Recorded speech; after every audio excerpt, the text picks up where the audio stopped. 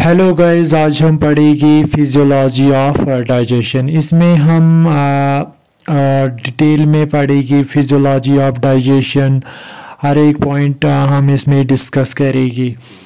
इसमें पहला पॉइंट हम देखेंगे डाइजेस्टिव सिस्टम क्या होता है। डाइजेस्टिव सिस्टम क्या होता है? The system in which different organs work together in order to do process of digestion. Digestive system क्या होता है? ये एक सिस्टम होता है जिसमें डिफरेंट ऑर्गन्स जो होते हैं वो वर्क करते हैं together in order to do process of digestion, मतलब इसमें डाइजेशन हो। अब है डाइजेशन। डाइजेशन क्या होता है?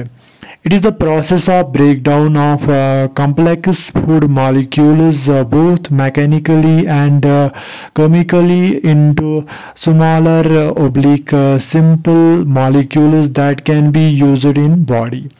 डाइजेशन क्या होता है? ये एक प्रोसेस है जिसमें क्या होता है, complex food molecules break down होते हैं बोथ मैकेनिकली का मतलब है जैसे कि mastication of food in with the help of teeths, and chemically का मतलब है इस फूड के साथ कुछ एंजाइम्स डाइजेस्टिव जूसेस मिक्स होते हैं इनटू स्मॉलर सिंपल मॉलिक्यूल्स में कन्वर्ट होते हैं। ये that can be used in body, मतलब जो फिर यूज हो सके हमारी बॉडी में।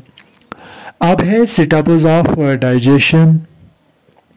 इसमें पहला सेटअप है इंजेशन। इंजेशन का मतलब है जब हम कुछ फूड पार्टिकल्स अंदर लेते हैं, मतलब माउथ में रखते हैं, उसको बोलते हैं इंजेशन।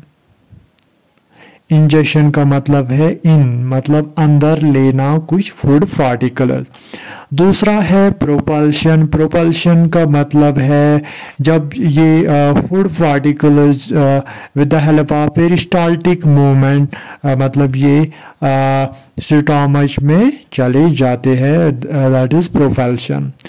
उसके बाद है डाइजेशन। डाइजेशन में क्या होता है? इसमें फूड पार्टिकल्स वो कन्वर्ट होते हैं from complex to simple both mechanically and chemically.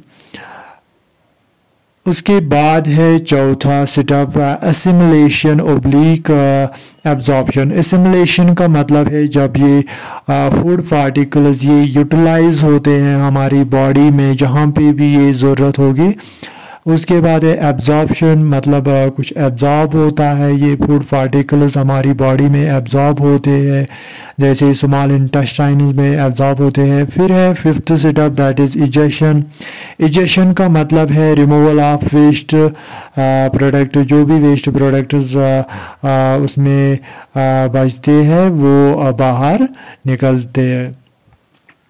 Digestive system consists of alimentary canal and accessory glands। इसमें alimentary canal होता है और accessory glands होते हैं।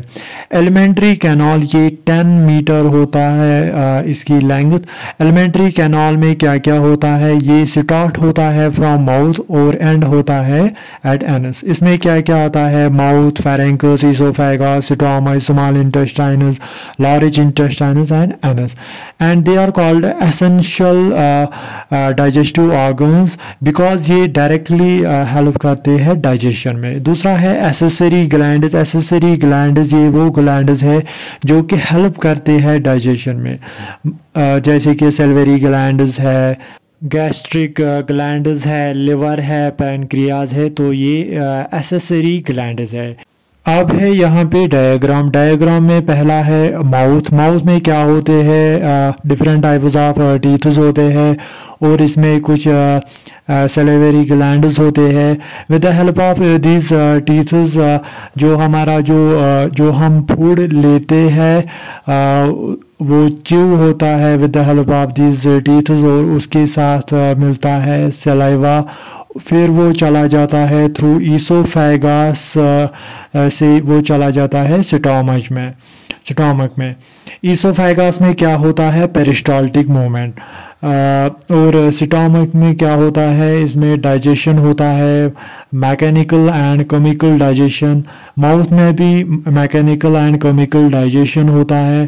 फिर उसके बाद क्या आता है, स्मॉल इंटेस्टाइनस। स्मॉल इंटेस्टाइनस में केमिकल डाइजेशन होता है और इसमें एब्जॉर्प्शन होता है। मैक्सिमम एब्जॉर्प्शन जो होता है वो यहाँ पे स्मॉल इंटेस्टाइनस में होता है। फिर लार्ज इंटेस्टाइनस में वाटर एब्जॉर्ब होता है। फिर जाके जो अनडाइजेस्टेड फूड पार्टिकल्स होते हैं वो रेक्टम में जमा होते हैं, फिर थ्रू एनस वो बाहर निकलते हैं, मीन्स इजेशन होता है। यहाँ पे जैसे ये है फ्लो ऑफ फूड। यहाँ पे जब हम फूड लेते हैं थ्रू आवर माउथ, उसको क्या होता है, माउथ में मैकेनिकल एंड केमिकल डाइजेशन होता है। मैकेनिकल डाइजेशन कैसे होता है, जैसे mastication of food with the help of teeth. Chemical digestion इससे कुछ एंजाइम्स मिलते हैं लाइक सेलेवरी एमाइलेज। फिर ये चला जाता है ईसोफेगस में। ईसोफेगस में क्या होता है, पेरिस्टाल्टिक मूवमेंट, मतलब कंट्रैक्शन एंड रिलैक्सेशन, उसकी वजह से जो ये फूड ये चला जाता है स्टमक में। स्टमक में क्या होता है, मैकेनिकल एंड केमिकल डाइजेशन। फिर उसके बाद चला जाता है स्मॉल इंटेस्टाइनस में। स्मॉल इंटेस्टाइनस में क्या होता है, chemical digestion and absorption of nutrients and minerals इसमें एब्जॉर्ब होते हैं। फिर उसके बाद क्या होता है,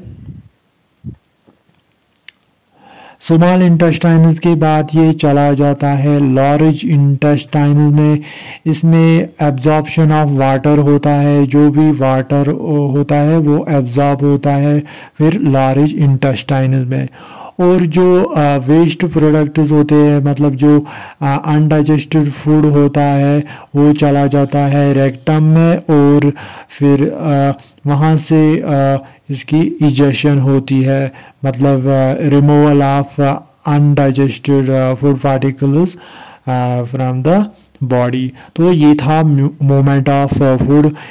नेक्स्ट वीडियो में हम पढ़ेंगे डाइजेशन इन बकल कैविटी।